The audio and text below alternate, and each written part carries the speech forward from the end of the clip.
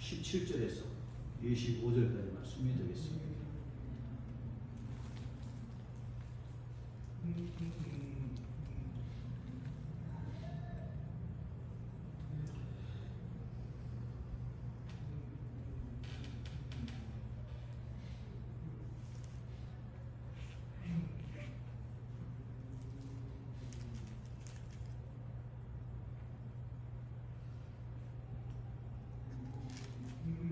이때부터 예수께서 비로소 전파하여 계시되 회개하라 천국이 가까웠느니 하시더라. 갈릴리 해변에 다니시다가 두 형제 곧 베드로를 하는 시몬과 그의 형제 안드레가 바다에 금을 던지는 것을 보시니 그들은 어부라. 말씀하시되 나를 따라오라. 내가 너희를 사람을 낳는 어부가 되게 하리라 하시니 그들이 곧 그물을 덜어두고 예수를 따르더라. 거기서 더 가시다가 다른 두 형제 곧 세베대의 아들 야고보와 그의 형제 요한이 그의 아버지 세베다와 함께 배에서 금을 깁는 것을 보시고 부르시니 그들이 곧 배와 아버지를 버려두고 예수를 따르니라. 예수께서 온 갈릴리에 두루 다니사 그들의 회당에서 가르치시며 천국 복음을 전파하시며 백성 중에 모든 병과 모든 약한 것을 고치시니 곧 그리스도의 온수에 퍼진지라. 사람들이 모든 앓는 자 곧 각종 병에 걸려서 고통당하는 자 귀신 들린 자 간질하는 자 중풍병자들을 데려오니 그들을 고치시더라. 갈릴리와 데가볼리아와 예루살렘과 유대와 요단강 거편에 수많은 무리들이 따르니라 라고 하시는 말씀 되겠습니다. 신앙 생활을 한다라고 하는 것은 천국을 누리면서 사는 것을 이야기해도 과언이 아닙니다. 신앙 생활을 처음 하면서 처음 듣는 얘기는 바로 무엇인가 하면 하나님의 나라에 대한 믿음과 소망일 거예요. 예수를 믿으면 어디를 간다고 이야기를 하는가 하면 천국을 간다고 이야기를 해요. 예수를 안 믿으면 천국이 아니라 지옥에 떨어진다고 이야기하면서 어떠한 사람들은 지옥에 가는 것이 두렵기 때문에 예수를 믿는 사람들도 분명히 있어요. 믿어지지 않는 이러한 이야기지만 그 복음 한마디에 예수 믿으면 천국에 가고 예수 믿지 않으면 지옥에 간다라고 하는 말 한마디 예수 믿는 사람들이 있어요. 그 한마디에 시작한 신앙생활의 중요한날까지 사는 사람들도 분명하게 있어요. 성경을 보면 천국에 대한 이야기가 많이 나옵니다. 내세에 대한 천국에 대한 이야기가 나오고 현세에 대한 천국도 나와요. 신앙생활하는 것의 가장 궁극적인 목적은 바로 무엇인가 하면 천국에 대한 소유예요. 사람이 50세를 살아가고 60세를 살아가고 70세를 살아가고 80세를 살아가면서 어려서부터 신앙생활을 한다 할지라도 가장 궁극적인 것은 무엇인가 하면 하나님의 나라에 대한 믿음과 소망이에요. 그런데 천국에 대한 소망뿐만이 아니고 현세에서도 분명하게 천국이 있다라고 말씀하고 있습니다. 이 땅을 살아가면서도 발을 딛고 살아가면서도 마음속에 큰 기쁨과 감사함과 희망과 소망 속에 살아가고 자기의 힘과 능력으로 살아갈 때는 그 지옥 같은 인생을 살아가지만 예수를 잘 믿으면 그 사람의 마음이 보다 더 평안과 평화를 누리면서 사는 것이 바로 신앙생활이라고 이야기할 수가 있어요. 오늘 예수님께서 하신 말씀 가운데 어떠한 말씀이 있느냐면 이때부터 비로소 전파하여 이르시되 회개하라 천국이 가까워왔느니라고 말씀하고 계세요. 천국이 가까웠다고 말씀하고 계세요. 분명해요. 예수 믿는 사람들은 그 천국이라는 것이 금방 닥쳐와요. 그런데 현세에서 천국이라는 것을 분명하게 누린다라고 말씀드리겠습니다. 근데 예수님께서 무슨 말씀하시는가 하면 천국을 누리기 위해서는 무엇을 하라고 말씀하고 계신가는 회개하라고 말씀하고 계세요. 예수님의 첫 번째 메시지는 회개하라 천국에 갖고 왔느니라고 말씀하고 계시면서 회개하고 주께로 되돌아오는 사람들은 분명하게 하나님의 은혜를 맛보면서 살아간다라고 말씀하고 계세요. 예수님의 말씀에 순종했던 사람들 오늘 본 말씀 보니까 자기들이 갖고 있는 모든 질병을 다 치료받는 은혜를 갖고 있는 거예요. 그것보다 더 좋은 천국이 없었어요. 자기가 평생 살아가면서 자기가 질병으로 인하여서 아픈 삶을 살아가고 그 질병으로 살아서 아프고 장애를 사는 사람들이 누구를 만남으로 예수 그리스도를 만남으로 말미암아서 어떠한 삶을 살아가는 질병에서 치유받고서 자유받고 장애를 해서 자유받는 이런 정말 삶을 살아간다고 말씀하고 계세요. 그런데 우리의 천국을 누리기 위해서는 어떠한 삶을 살아가는가 하면 회개라고 하는 그러한 삶을 살아가라고 얘기해요. 신앙생활 잘하는 사람들은 갖고 있는 공통점은 바로 무엇인가 하면 자신의 삶 속에서 자기의 마음 속에서 내면의 모습을 볼 수 있는 사람이 되어져요. 내 심령의 상태가 나의 삶이 하나님 보시기에 바른가를 알 수 있는 이러한 신앙의 상태를 갖고서 가는 것이 바로 실수한 사람의 세대인데 신앙생활 잘하는 사람들이 갖고 있는 공통점이 바로 무엇이냐면 그때마다 자기가 하나님 앞에 올바르지 못한 것이 있다 그러면 그때마다 회개하는 이러한 삶을 살아간다고 이야기하고 있습니다. 저희 대한민국 사람들을 존경하는 목사님이 계셨습니다. 그 목사님은 영락교회에서 다육을 하셨던 한경진 목사님이었어요. 그분은 강단이 있었지만 굉장히 강하기도 하지만 굉장히 온유하신 이러한 분위기가 있어요. 그런데 그분이 평생을 신앙생활하면서 무엇을 많이 하셨는가 하면 하나님 앞에 나가서 회개하는 회개를 그렇게 많이 했다고 하더라고요. 무엇을 그렇게 잘못했는지 모르지만 자기의 생각을 되돌아보고 자기의 마음을 되돌아보고 하나님 보시기에 나의 마음이 아름답지 않다 그러면 그 사람은 하나님 앞에 그것을 내어놓고서 하나님께 회개하는 그런 생활이 있었더라고 하는 이러한 이야기가 있어요. 신앙생활 잘하는 사람은 회개하는 신앙생활이 분명하게 있어요. 회개라고 하는 것은 뜻이 여러 가지가 있습니다. 하나는 무엇인가 하면 하나님께로 되돌아오는 것을 얘기를 해요. 자기의 마음이 자신의 심령이 자기의 생각과 마음이 하나님을 떠나갔던 이러한 사람들 아무리 신앙생활 잘해도 자기가 신앙생활 잘한다 할지라도 진짜 어쩔 수 없는 형편과 상황 속에서 하나님을 떠나갔던 사람들 다 있어요. 그런데 무엇인가 하면 하나님께로 되돌아오는 거예요. 하나님께로 되돌아와서 하나님 앞에 다시 고개 숙이고 하나님 앞에 손을 들고 하나님 앞에 기도하고 예수 그리스도를 인정하고 받아들이고 그분의 은혜를 사모하면서 사는 것이 바로 회개라고 얘기할 수가 있습니다. 저희들이 주일이 되지만 매주마다 예배를 드립니다. 아마 이것에 대한 전통은 초대교회에서도 시작이 되어졌어요. 물론 어원은 하나님께서 이스라엘 백성들에게 안식일 거룩히 지키라고 말씀하셔가지고 안식일이라고 하는 개념이 구약 성경에서 쭉 나와요. 그런데 이 안식일 개념이 어떻게 변화되는가 하면 예수님께서 돌아가시고서 장사지 4일 만에 다시 살아났습니다.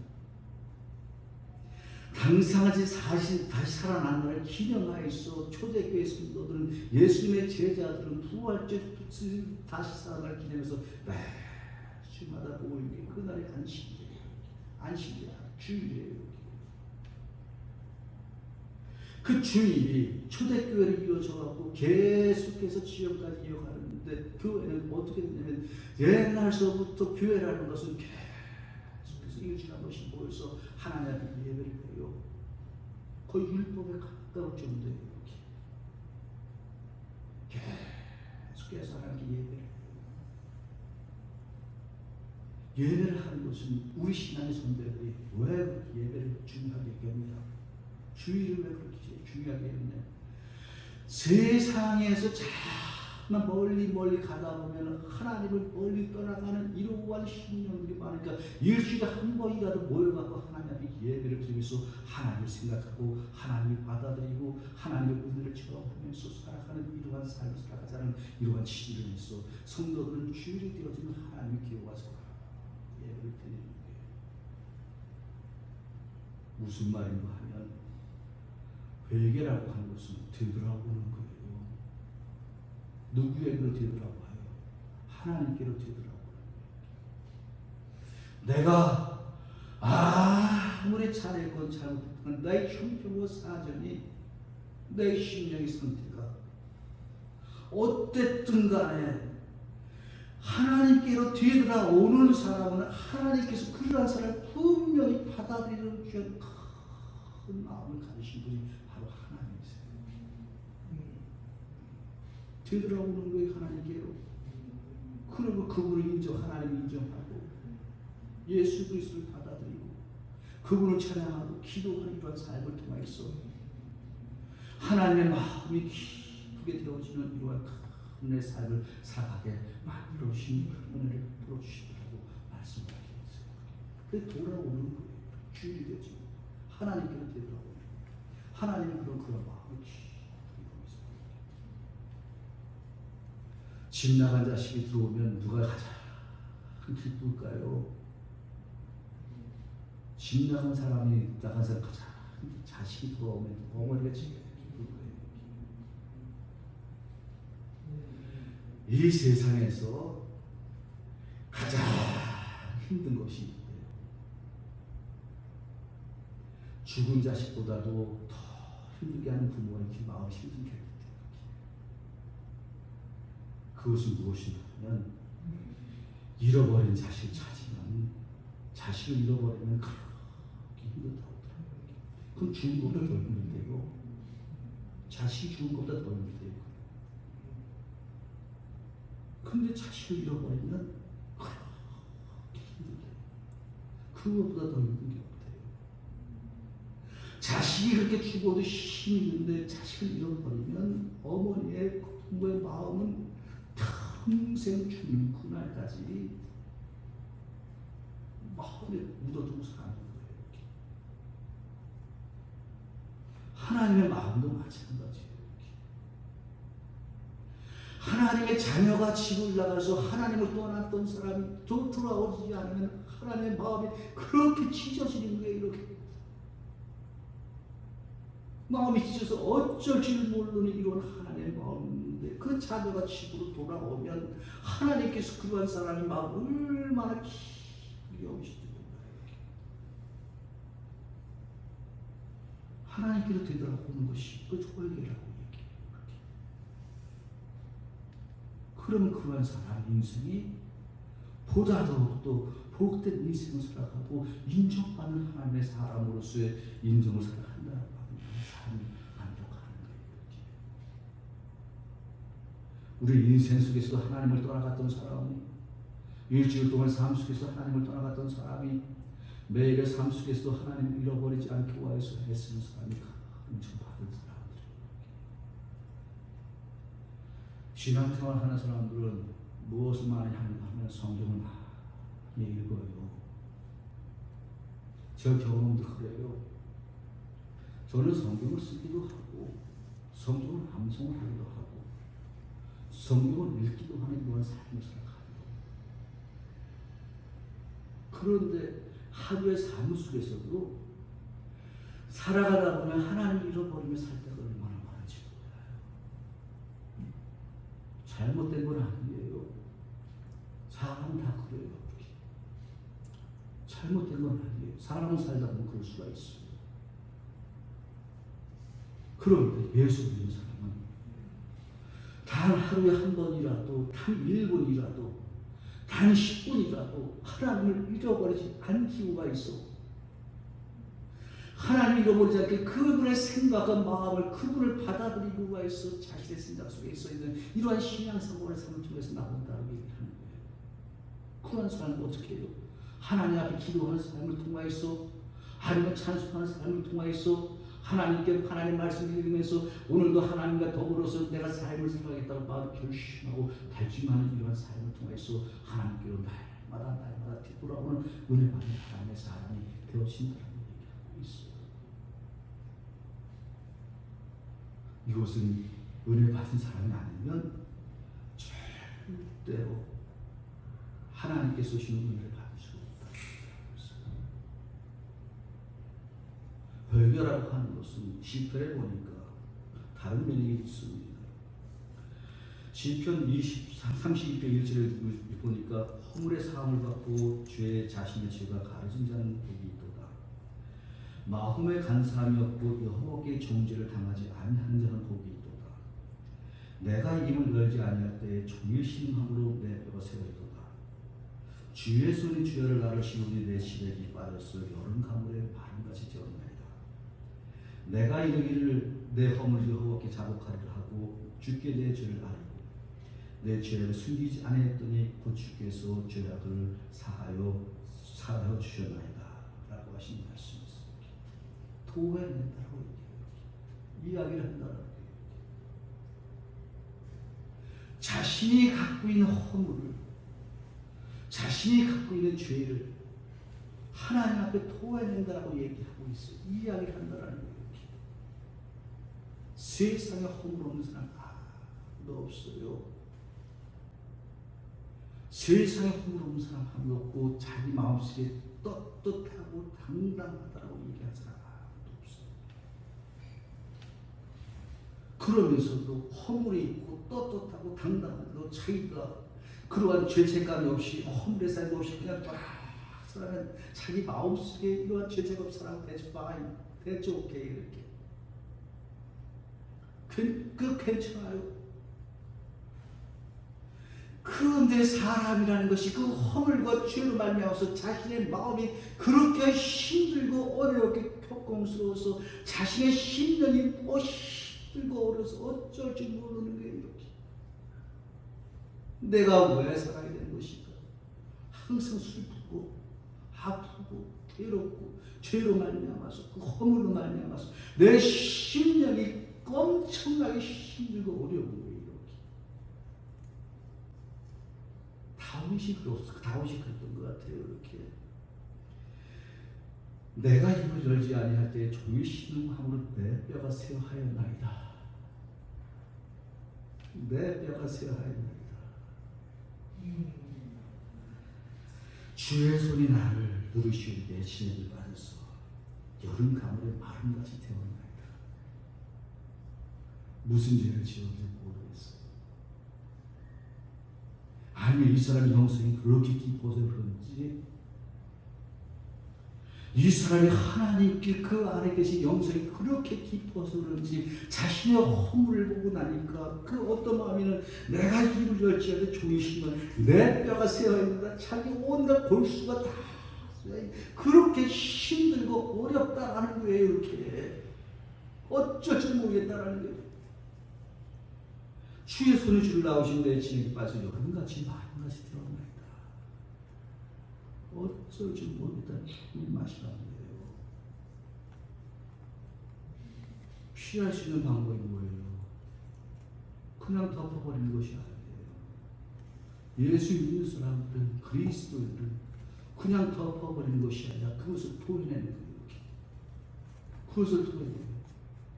누구에게? 하나님께 토해내는 거예요.